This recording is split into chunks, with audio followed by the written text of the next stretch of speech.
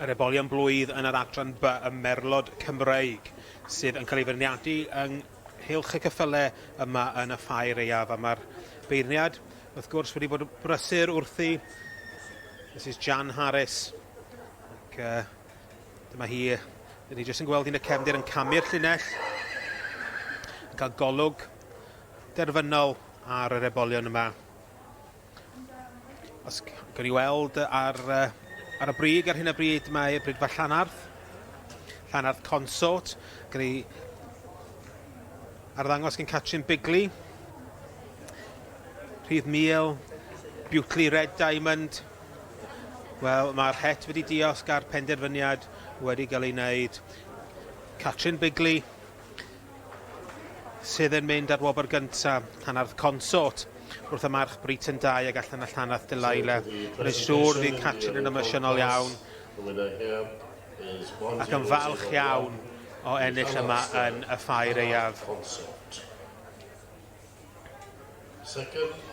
Wrth gwrs, dyma'r ffair cyntaf ers i Catrin colli dad Len. Ac Len yn gadeirydd y pwyllgor y stoc fan hyn yn y sioe brenhinol, ac dwi'n siŵr mi fydde fo'n brawd iawn o Catrin a'r Ebol Llanarth Consort. 925, so you need to go back to 925 on page 172. This is Yoda Watkin Jones's Tillanite Democrat. Fifth, 1002, is that Jenny Morris? Yr enillydd Llanarth Consort, yr ail Beauty Red Diamond, ac dyma'r tri sydd ar ben y llinell. Llongyfarchiadau mawr i Llanarth Consort, enillydd y dosbarth i ebolion blwydd yma yn y ffair eiaf, ac i Catrin Bigley o brydfa Llanarth. Dwi'n siŵr bydd y teulu yn falch iawn o'r llwyddiant yma.